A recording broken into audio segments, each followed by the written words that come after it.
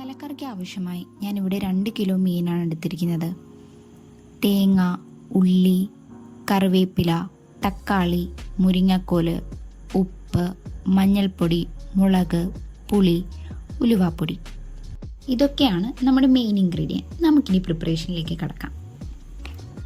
ആദ്യം തന്നെ നമുക്ക് തേങ്ങ, ഉള്ളി, മഞ്ഞൾപ്പൊടി, മുളക്, മല്ലിപ്പൊടി എന്നിവ അരച്ച് നല്ലൊരു പേസ്റ്റാക്കി മീനിലേക്ക് ആഡ് ചെയ്ത് കൊടുക്കാം.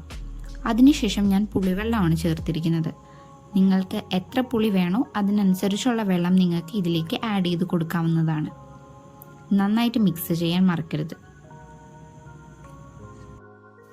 മിക്സ് ചെയ്ത മീനിലേക്ക് ഞാൻ കുറച്ചുകൂടി വെള്ളം ആഡ് ചെയ്ത് കൊടുക്കുന്നുണ്ട്.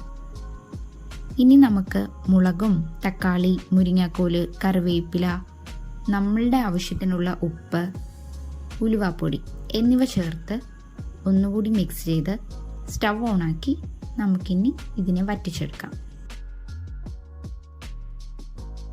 പാകമായെന്നറിയുമ്പോൾ ആവശ്യത്തിന് കറിവേപ്പില ഇട്ട് നല്ല ചൂട് കപ്പയോടുകൂടി നമുക്ക് സെർവ് ചെയ്യാം.